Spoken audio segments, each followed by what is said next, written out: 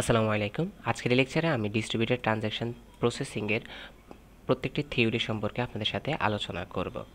So প্রথমে জানা যাক আমাদের ট্রানজ্যাকশনটা কি। যখন আপনি একটা ব্যাংক থেকে টাকা ডিপোজিট অথবা উইথড্র করেন, তখন আমাদের ট্রানজ্যাকশন হতে পারে, অথবা একটা ব্যাংক থেকে আরেকটা ব্যাংকের মধ্যে টাকা ট্রানজ্যাকশন করতে পারে, অথবা বিজনেস সাইডেও আমাদের ট্রানজ্যাকশন করতে পারে। এই যে ট্রানজ্যাকশনগুলো হয়, এই ট্রানজ্যাকশনগুলোকে হ্যান্ডেল করা হয় এই ডিস্ট্রিবিউটেড ট্রানজ্যাকশন প্রসেসিংয়ের মাধ্যমে। এখন কথা হলো, এই কনসেপ্টটা কেন আসতেছে, কেন আমাদের দরকার। একটা বিষয় খেয়াল করে দেখুন, আপনার যদি এই ব্যাংক থেকে বি ব্যাংকে টাকা পাঠান, এখন টাকা পাঠানোর সময় ধরেন কোনো একটা ফেইলিয়ার ঘটলো।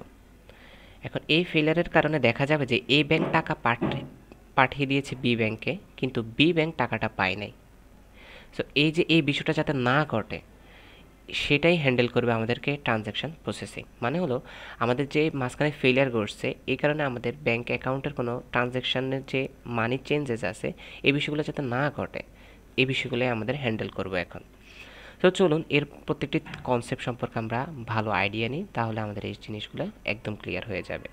দ্য কনসেপ্ট অফ ট্রানজ্যাকশনের এই কনসেপ্টটি ইউজ করা হয় ডেটাবেস সিস্টেমে as a basic unit of a consistent and reliable computing. Consistent দ্বারা বোঝাচ্ছে সঠিক বৈধ নিয়মকানুন মেনে চলা। আমাদের যে বৈধ নিয়মকানুন আছে তা মেনে চলবে অবশ্যই। রিলায়েবল কম্পিউটিং, তাও মেনে চলবে।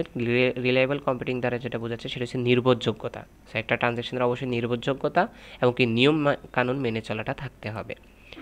Transaction ensure that database consistency, ডেটাবেসের কনসিস্টেন্সি মেনে চলবে। সো কনসিস্টেন্সি, কনসিস্টেন্ট, এই শব্দগুলো আসলে বারবার পাবেন। এটা দ্বারা যেটা বলতে বোঝাচ্ছে একটা ট্রানজ্যাকশানের যে বৈধ নিয়মগুলো আছে সেগুলো মেনে চলা।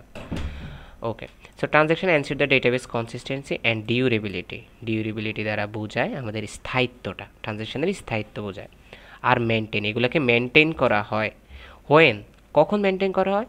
যখন কনকারেন্ট অ্যাক্সেস অকার। কনকারেন্ট অ্যাক্সেস দ্বারা কী বোঝায়? যখন আমাদের অনেকগুলো ট্রানজ্যাকশন একসাথে হচ্ছে, সেইটাকে হ্যান্ডেল করে। এবং কি যখন কোনো আমাদের ট্রানজ্যাকশানে ফেলিয়ার ঘটে, সেই বিষয়গুলোকেও সে হ্যান্ডেল করে। সো এই বিষয়গুলোই আমাদের ট্রানজ্যাকশন প্রসেসিং হ্যান্ডেল করে। সো এই database in a consistent state, একটা ডেটাবেস কনসিস্টেন্ট স্টেট কখনো হবে? যখন নিয়মকানুন মেনে চলবে, সব কিছু ঠিকঠাক থাকবে। মানে এ ব্যাংকে মনে করেন 200 টাকা আছে, বি ব্যাংকে মনে করেন 300 টাকা আছে। হ্যাঁ, তার মানে তাদের 200 টাকা ঠিকঠাকই আছে, 300 টাকা ঠিকঠাকই আছে, এমন স্টেটটাকে আমরা কনসিস্টেন্ট স্টেট বলতেছি। তাদের ভিতরে ট্রানজ্যাকশন হয়ে যাওয়ার পরেও যে পরিমাণ টাকা দেখানোর কথা, সেই ঠিক পরিমাণ টাকা দেখানোটাই হলো কনসিস্টেন্ট স্টেট। মানে হলো তারা ঠিক জায়গায় আছে বা ঠিক অবস্থায় আছে। If it obese all the consistency, যদি এটা মেনে চলে সবগুলো কনসিস্টেন্সির রুল, কনসিস্টেইন ডিফাইন্ড ওভার ইট, মানে আগে থেকেই নির্ধারণ করা আমাদের যে নিয়মকানুনগুলো আছে সবগুলো যদি মেনে চলে, তখনই আমরা বলবো যে সে কনসিস্টেন্ট স্টেট আছে, আদারওয়াইজ আমরা বলবো না। সো বিষয়টা যদি আমি একটা এক্সাম্পলের মাধ্যমে বোঝাই, মনে হয় আপনারা এটা ক্লিয়ার হবে। সো ধরুন একটা ট্রানজ্যাকশান হলো ব্যাংক এ এবং বি এর মধ্যে। এখন এর কাছে 700 টাকা আছে, বি এর কাছে 1000 টাকা আছে, এবং কি এ কী করলো, বিকে আমাদের 200 টাকার মতো সেন্ড করলো। তাহলে 200 টাকা এখানে একটা ট্রানজ্যাকশান ঘটছে। এখন এই ট্রানজ্যাকশান কনসিস্টেন্ট স্টেট কখন থাকবে? একটা ট্রানজ্যাকশান একদম প্রথমে কনসিস্টেন্ট স্টেটে থাকে, কারণ এর কাছে 700 টাকার থাকার কথা 700 টাকাই আছে, বির কাছে আমাদের 1000 টাকা থাকার কথা 1000 টাকাই আছে। এখন যখন একটা ট্রানজ্যাকশান ঘটে যাওয়ার পরে তাদের কাছে যত থাকার কথা তা আছে কি না সেটা যাচাই করার পরে যদি আমরা দেখি যে না ঠিকঠাকই আছে, তখন আমরা বলি যে হ্যাঁ কনসিস্টেন্ট স্টেটেই আছে। সো বিষয়টা যদি আমি বুঝিয়ে বলি, এ থেকে বি এর কাছে যদি 200 টাকা চলে যায়, তাহলে এর কাছে কত টাকা থাকবে? অবশ্যই 500 টাকা থাকবে, যেহেতু আগে 700 টাকা ছিল। বি এর কাছে কত টাকা থাকবে? 1000 টাকা থেকে যদি আমরা 200 টাকা আরও অ্যাড করি, তার মানে কি 500 টাকা থাকবে। তার মানে এই স্টেটটাকে আমরা কনসিস্টেন্ট বলতেছি, এই স্টেটটাকে কনসিস্টেন্ট বলতেছি, আর এই স্টেটটাকে আমরা বলতেছি তাদের ট্রানজ্যাকশন পিরিয়ড। সো এইখানে তাদের ট্রানজ্যাকশনটা ঘটবে। সো এখানে অনেকগুলো নিয়ম মেনে চলে। আমি এই বিষয়গুলো আসলে আপনাদেরকে ডিস্ট্রিবিউটেড কারেন্সি কন্ট্রোল যখন পড়াবো তখন বুঝবেন আপনারা বিষয়টা। সো এটা আমি একটু সামনে পড়াচ্ছি, অথবা সেকেন্ড লেকচারে আপনারা এই বিষয়টা পাবেন। আচ্ছা, এখন আমি আসি। সো কনসিস্টেন্ট স্টেটের বিষয়টা আপনাদের ক্লিয়ার। এখন পরবর্তীতে আসি transaction consistency, reliability and transaction management. So transaction consistency আপনারা এতক্ষণে হয়তো বুঝে গেছে যে আমাদের নিয়ম কানুন যদি মেনে চলে সেটাকে আমরা বলবো একটা ডিস্ট্রিবিউটেড ট্রানজ্যাকশন প্রসেসিংয়ের ট্রানজ্যাকশন কনসিস্টেন্সি। সো এখানে এগুলোই লেখা আছে। রিলায়েবিলিটি দ্বারা আমরা যেটা বুঝাবো সেটা হলো আমাদের একটা ট্রানজ্যাকশন অবশ্যই তার নির্ভরযোগ্যতা থাকতে হবে। মানে হলো তার যদি একটা ফেইলিয়ার ঘটেও যাতে সেই ফেইলিয়ারটা এমন কোনো ক্ষতি না করতে পারে যে ট্রানজ্যাকশানের কোনো মানি চেঞ্জেস হয়েছে। বিষয়টা কেমন আমি যদি এখানে বুঝাই, আপনি এখানে 700 টাকা ছিল, সেখান থেকে 200 টাকা সেন্ড করছেন। সেন্ড করার পরেও দেখা যাচ্ছে যে আপনার এইখানে কোনো আপডেটেড হয় নাই। বি ভ্যালু হয়ে যাওয়ার কথা 1200, কিন্তু বি ভ্যালুটা দেখা যাচ্ছে 1000ই রয়ে গেছে। তাহলে এই টাইপের যে ঘটনাগুলো ঘটে, সো এই টাইপের ঘটনাগুলো যাতে ঠিকভাবে হ্যান্ডেল করা হয়, তো সেটা আমাদের রিলায়েবিলিটি দেখে। এর পরবর্তীতে ট্রানজ্যাকশন ম্যানেজমেন্ট, এই ট্রানজ্যাকশনের যে ম্যানেজমেন্টগুলো আছে সেগুলো সে দেখে। ডিলস উইথ দ্য প্রবলেমগুলো of always keeping the database in consistent state, ডেটাবেসকে সবসময় সে কনসিস্টেন্ট স্টেটে রাখার ট্রাই করে। ইভেন হোয়েন কনকারেন্ট অ্যাক্সেস, মানে অনেকগুলা আমাদের রিকোয়েস্ট একসাথে ঘটে এবং কি কোনো ফেইলিয়ারও ঘটে, তো তখন সে কনসিস্টেন্ট স্টেটে রাখে।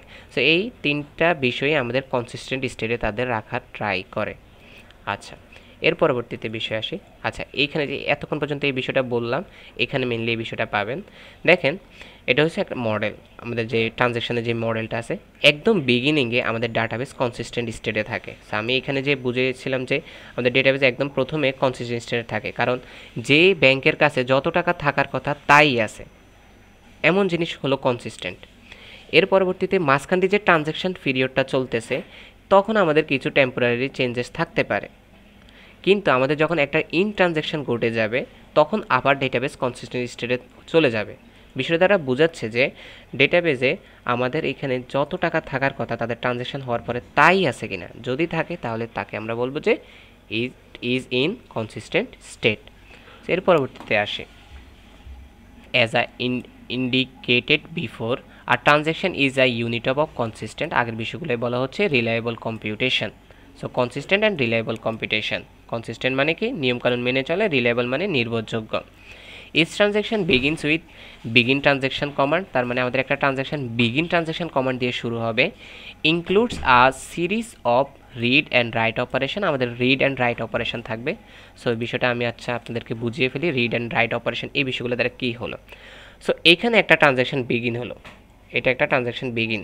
সো বিগিন হওয়ার পরে আমাদের ট্রানজ্যাকশন প্রথমে কী করবে, রিড দ্বারা বোঝায় ডেটা স্টোর করা।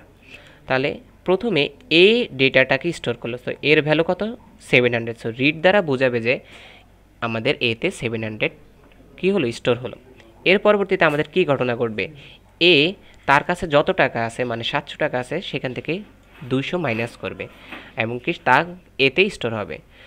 রাইট যেটা করবে সেটা হলো আপডেটের কাজ করবে, মানে আমাদের আগে ছিল 700 টাকা, এখন এখানে 200 টাকা যাওয়ার পরে আমাদের কাছে এখন আছে 500 টাকা। সো এটা রাইটে কাজটা করে। এর পরবর্তীতে রিড বি, মানে হলো আমাদের এই যে 1000 টাকা আছে সে তা রিড করলো, স্টোর করলো। স্টোর করার পরে এখন, আচ্ছা এখানে আমার একটা লাইন মিস গেছে। সো এই লাইনটা হলো কি, b is equal to b plus 200। So এই লাইনটা হওয়ার পরে কি হলো, তার 1200 টাকা হয়ে গেল। এমনকি একদম শেষে যেটা থাকবে সেটা হচ্ছে কমিট। কমিট কেন লেখা হয়, আমাদের ট্রানজ্যাকশানটা যদি ঠিকঠাকভাবে হয় তখন আমরা কমিট লিখি, কিন্তু ট্রানজ্যাকশানে যদি কোনো ফেলিয়ার ঘটে তখন আমরা লিখি অ্যাবর্ট। সো এই বিষয়গুলো আমি আপনাদের সাথে একদম ডিটেলস আলোচনা করব যখন আমরা ডিস্ট্রিবিউটেড কনকারেন্সি কন্ট্রোলটা পড়ব তখন। সো তখন দেখবেন যে আমি অনেকগুলো কোশ্চেনও আপনাদেরকে সলভ করে দেবো যাতে আপনাদের এই বিষয়গুলো সম্পর্কে একদম পূর্ণ ধারণা থাকে। সো এখন আসি আমাদের যে এসিড প্রপার্টিসগুলো আছে। আচ্ছা, তার মানে আপনারা এই বিষয়গুলো বুঝতেই পারছেন যে রিড রাইট কমিটগুলো কীভাবে কাজ করে। এসিড প্রপার্টিস আমাদের টোটাল 4টা আছে। সো এ হলো অটোমিসিটি, বি হলো কনসিস্টেন্সি, আই হলো আমাদের আইসোলেশন, অ্যান্ড হলো লাস্ট ডিউরেবিলিটি। অটোমিসিটি কী বোঝায়, অটোমিসিটি বলতে বোঝায় একটি ট্রানজ্যাকশান হয় সম্পূর্ণভাবে সফল হবে, না হয় সম্পূর্ণভাবে বাতিল হবে। তার মানে আমাদের ট্রানজ্যাকশানটা যদি হইতেই হয় তাহলে সম্পূর্ণভাবে তাকে সম্পূর্ণ হইতে হবে, অর্ধেক হয়ে তারপরে হবে না, এমন হলে আমাদের ট্রানজ্যাকশানের মানি লস হতে পারে। এর পরবর্তীতে আসি কনসিস্টেন্সি যে বিষয়টা। কনসিস্টেন্সি মানে একটি ট্রানজ্যাকশান সম্পন্ন হওয়ার পর ডেটাবেস একটি সুসংজ্ঞায়িত অবস্থায় থাকবে। তার মানে আমাদের কনসিস্টেন্সি কী হবে, সুসংজ্ঞায়িত অবস্থায় থাকতে হবে। এর পরবর্তী যদি আমি আইসোলেশনে আসি, আইসোলেশন নিশ্চিত করে যেন একাধিক ট্রানজ্যাকশন একই সাথে চললেও একটির প্রভাব অন্যটির উপর না পড়ে। সো এই বিষয়গুলো আমি এতক্ষণ পর্যন্ত কিন্তু আপনাদের সাথে আলোচনা করছি, কনসিস্টেন্সি এবং কি এই যে আইসোলেশনের যে বিষয়টা, যে আমাদের একাধিক ট্রানজ্যাকশন একসাথে ঘটতে পারে, একাধিক ট্রানজ্যাকশন একসাথে ঘটলেও যাতে আমাদের ট্রানজ্যাকশনগুলোর মিসম্যাচ না হয় সেই বিষয়গুলো। অ্যান্ড লাস্ট আমাদের ডিউরেবিলিটি। ডিউরেবিলিটি বলতে বোঝায় ট্রানজ্যাকশন সফলভাবে কমিট হওয়ার পর সেই পরিবর্তনগুলো স্থায়ী হবে এবং কোনো সিস্টেম ক্র্যাশও সেগুলো মুছে ফেলবে না। আমাদের অবশ্যই স্থায়িত্ব থাকতে হবে এবং কি আমাদের যাতে কোনো ক্র্যাশ হলেও এই ট্রানজ্যাকশানগুলো যাতে আমাদের মুছে না যায়, তার মানে সেই ইনফরমেশনগুলো সবগুলো ঠিকঠাকভাবে রাখবে। তো আশা করি এটা বুঝতে পারছেন। এখানে যদি এগুলা আপনারা অবশ্যই পড়ে নেবেন, আমি মেন কনসেপ্টটা আপনাদেরকে বলে দেওয়ার ট্রাই করছি। এর পরবর্তীতে যদি আসি আমাদের এইখানে যে বিষয়টা, আমাদের এখানে 3টা পয়েন্ট আসবে। এগুলোকে বলা হয় আসলে আমাদের modules, the distributed execution monitors consistent of 2 modules. এখানে আসলে টোটালি 3টা থাকে, এখানে 2টা আছে, আবার এইখানে একটা থার্ড কম্পোনেন্ট আছে, টোটাল 3টা আছে। সো প্রথমে আছে আমাদের ট্রানজ্যাকশন ম্যানেজার, পরে শিডিউলার, দেন আছে local recovery manager. Transaction manager যে করে ট্রানজ্যাকশনের যে কার্য আছে সেগুলো পরিচালনা করে। আমাদের যে ট্রানজ্যাকশনের শিডিউলার আছে সেই শিডিউলার কি করে, আমাদের যদি ট্রানজ্যাকশন একসাথে চললেও যেন ডেটা ভুল না হয় সেই জন্য কনকারেন্সি কন্ট্রোল বা সিনক্রোনাইজেশনের কাজ করে। আমরা তো কনকারেন্সি কন্ট্রোল বুঝলামই, আমাদের যে একসাথে অনেকগুলো ট্রানজ্যাকশন হওয়ার পরও সেগুলো ঠিকভাবে হ্যান্ডেল করা হয় সেই বিষয়টা। এর পরবর্তী যদি আমরা আসি লোকাল রিকভারি ম্যানেজার, এটার যে কাজটা সেটা হলো আমাদের ডেটা পুনরুদ্ধার করা। মানে হলো আমাদের প্রতিটি সাইটে এই যে আমাদের LRM মানে লোকাল রিকভারি ম্যানেজার, এটা প্রতিটি সাইটে থাকে। তো আমাদের যদি কোনো ব্যর্থতা বা ক্র্যাশ হয় তখন আমাদের এই যে স্থানীয়ভাবে ডেটাবেসগুলো আছে এই ডেটাবেসগুলোকে সে পুনরুদ্ধার করার মতো ক্ষমতা রাখে। সো এই বিষয়টা আমাদের LRM বোঝায়। সো এর পরবর্তীতে যে বিষয়গুলো আসতেছে আমাদের প্রত্যেকটা ফাংশন, ট্রানজ্যাকশনের প্রত্যেকটা ফাংশন, সো যেটা আমরা এখানে দেখে এসেছিলাম সেগুলোই এখানে একটু এক্সপ্লেন করা আছে। সো আপনারা এগুলো পড়ে নিতে পারেন। আমি আবারও বলছি, প্রথমে ট্রানজ্যাকশন বিগিন হবে, তারপরে রিড, দেন রাইট অপারেশন। এগুলো সম্পর্কে আপনারা মাত্র জেনেছেন, আপনারা পড়লেও দেখবেন যে if a data item is store locally, so data item স্টোরের বিষয়, রাইট হলো আপডেটের বিষয়, দেন হলো আমাদের কমিটের বিষয়। আমি কমিটের বিষয়ে আলোচনা করেছিলাম, যদি ঠিকঠাকভাবে হয় তখন আমরা কমিট লিখি, না হলে অ্যাবোর্ট লিখি।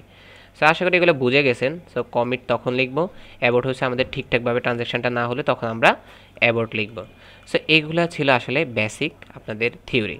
সো এখানে আমরা আসি কনকারেন্সি কন্ট্রোলের, যে একটু আগে আমি যে এক্সাম্পলটা দেখিয়েছিলাম, সো এখানে কিছু কোশ্চেন সলভ করা আছে। সো আমরা সামনে লেকচারে চেষ্টা করব এই কনকারেন্সি কন্ট্রোলের বিভিন্ন কোশ্চেন সলভ করার চেষ্টা করবো, যে 1-2টা কোশ্চেন আপনাদেরকে সলভ করে দেওয়া যাতে আপনারা এই বিষয়টা ক্লিয়ার হয়ে যান।